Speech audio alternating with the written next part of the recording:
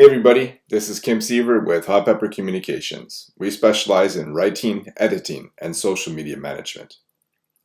Recently, I received a 300-page editing project from one of my oldest clients.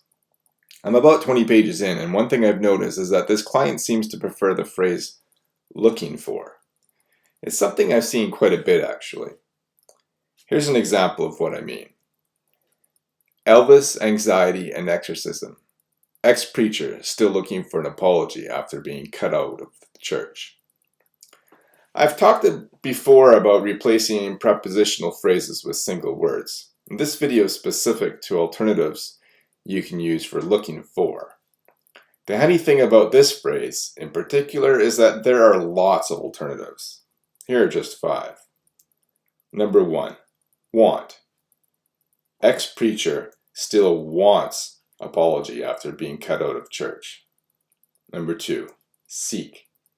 Ex-preacher still seeks apology after being cut out of church. Number 3, expect.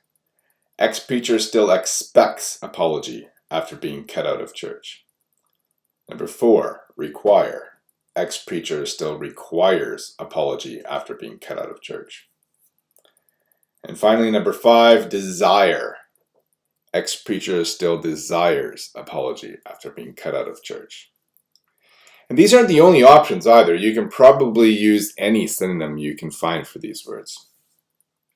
Repeatedly using the same phrase or word keeps your writing stale. Plus, using 2 words when one will do just fine seems excessive.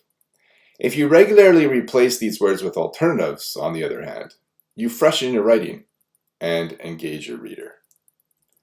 What are some other words you see repeated? Let me know in the comments below.